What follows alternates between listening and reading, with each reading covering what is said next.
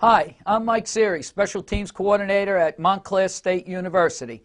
Today we're going to talk about kickoff coverage. We feel that we provide a very unique kind of kickoff coverage. We have had a lot of success in covering kickoffs. We are the lead team in the New Jersey NJAC for keeping opponents inside the 25-yard line. We do this by placement of personnel, type of kick that we use, and the way we cover the field. Let's take a look at the video to give you a sample of what I'm talking about. As you see, we're going to show you some footage of what we feel a solid kickoff coverage looks like. Very similar to what we did in wing punt. We are a directional punting team. Let's take a look at the video now and see that in action. There.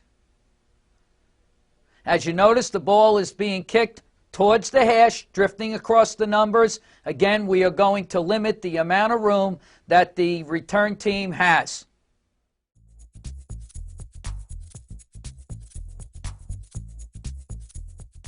We call our kickoff coverage team the SEALs. Why? Because we want them to seek out and destroy the opponent.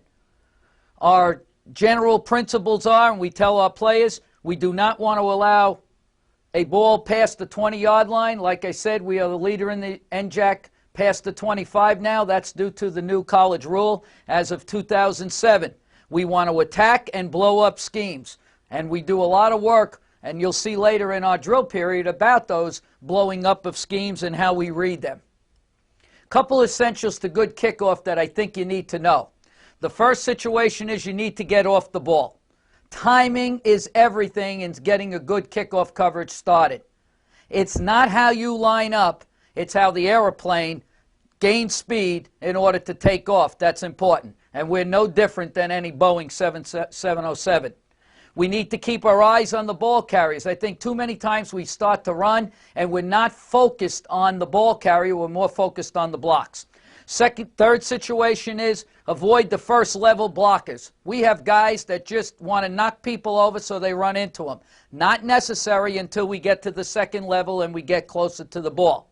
The next thing we need to do is we need to keep our hands on the people that we come in contact with on the second level. We don't want them to retrace and block us over again. Once is enough, and that's about it. And the other thing is we want them to keep gaining ground upfield, the same thing I mentioned about creeping when we break down on a punt returner. What is our basic theory in kickoff coverage? The first theory is that our kicker must kick directionally.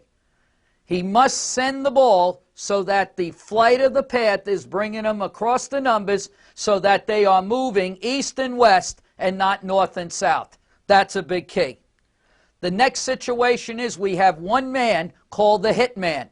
The hit man is allowed to run any single lane, go any place on the field, and destroy the ball. The next principle is we have certain guys that are designated as wedge blockers.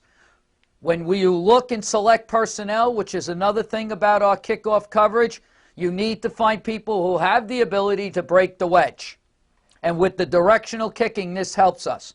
And the third and the last most important thing on this page is the contain and force people. They need to understand that they must leverage from the outside in and force everybody back toward